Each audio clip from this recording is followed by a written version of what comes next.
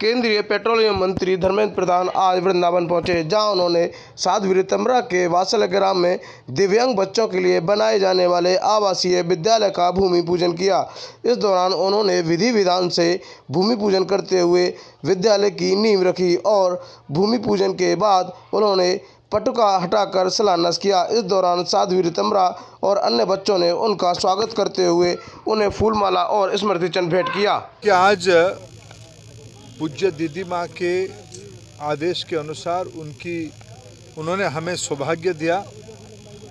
वात्सल्य ग्राम में वैशिष्ट्यम जैसे एक विशेष अनुष्ठान की नया भवन निर्माण में मैंने आज शामिल हुआ।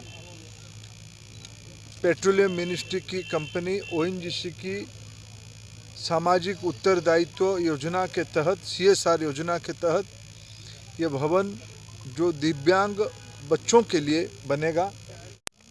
अंतर्राष्ट्रीय बाजार में कच्चे तेलों की दाम की उछाल के कारण कोरोना के महामारी के उपरांत विश्व में डिमांड टूट चुकी थी। जब डिमांड गिर गई तब सप्लाई को भी उन्होंने कम कर दिया उत्पादनकारी देशों ने। लेकिन ये साल भर पहले की बात है।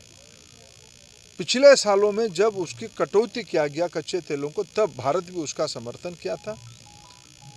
तब ये कहा गया था कि जनवरी फरवरी तक पुराने जितना उत्पादन होती थी उतना हो जाएगी। डिमांड जितना होनी थी उतना हो चुका है। पेट्रोल, डीजल, LPG तो बढ़ ही रहा है, लेकिन सप्लाई उस ढंग से नहीं हो पा रहा है। उत्पादनकारी देश ज़्यादा मुनाफा कमाने के चक्कर में अपने देश की अर्थनीति को ध्यान में रखते हुए कच्चे तेलों में एक आर्टिफिशियल इंक्रीज किए हैं। हम उत्पादनकारी देशों के साथ लगे हैं कि भाई आप ऐसा नहीं कर सकते हो। जो कंज्यूमिंग कंट्री है, जो उपभोक्ता देश है, वो उसको नुकसान देती है, कंज्यूमर्स को बाधक होती है।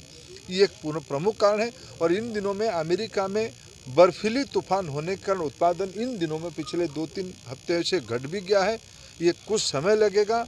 हमें लगता है कि इसमें से एक नमी आएगा, उसमें से राहत थोड़ा मिलेगी। दूसरी ओर अभी जिस प्रकार की कोरोना की विभीषिका हुई है, मूल काम है लोगों को काम दिलवाना, लोगों की स्वास्थ्य सेवा की चिंता करना, लोगों को रोजगार के साथ जुड़े रखना। इसीलिए पिछले वित्त वर्ष की तुलना में इस बार 32% ज़्यादा खर्चा भारत सरकार कर रही है। राज्य सरकारें भी खर्चा ज़्यादा बढ़ाए हैं क्योंकि लोगों को रोजगार दिलाने, लोगों की जेब में पैसा जाए।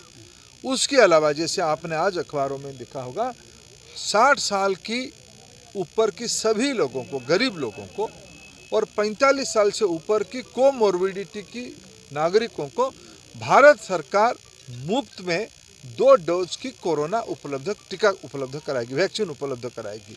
35,000 करोड़ रुपया उसमें से खर्चा होगी। ये सारे विकास के काम के लिए, स्वास्थ्य सेवा के लिए, रेल, रोड, पोर्ट्स, इस सारे कामों को बढ़ाने के लिए संसाधन की आवश्यकता है। अभी हम लोग थोड़ा जो टैक्स इकट्ठा करते हैं, भारत सरकार हो, राज्य हो, ये लोगों की विकास के काम पे लगा रहे हैं। इसके एक बैलेंस बनानी पड़ेगी। वित्त विभाग और राज्य सरकार यार हम लोग सब मिल के इसके ऊपर नज़र रखे हैं। हम कंज्यूमर की इंटरेस्ट को ध्यान देंगे, मध्यवर्गीय लोगों की हितों को ध्यान देंगे। उसके साथ साथ इकोनॉमी भी चले रहे, उसकी चिंता करनी पड़ती है। हम पेट्रोलियम मिनिस्ट्री की ओर से इस विषय को काउंसिल के सामने, जिसमें सारे दलों की सरकार है, बीजेपी की भी सरकार है, कांग्रेस की भी सरकार है, CPM की भी सरकार है, अन्य गैर भाजपाई गैर कांग्रेसी पार्टियों की भी सरकार है, कहीं उनकी गठबंधन है, कभी हमारी गठबंधन है। इसको मिला के जो GST काउंसिल है, GST काउंसिल से हम इंडस्ट्री की ओर से ये अपील करते हैं बार बार, अभी नहीं पिछले 3-4 साल से कर रहे हैं कि पेट्रोलियम प्रोडक्ट को भी GST के अंदर लेके आएंगे तो ठीक रहेगा। लेकिन ये GST काउंसिल की विषय है।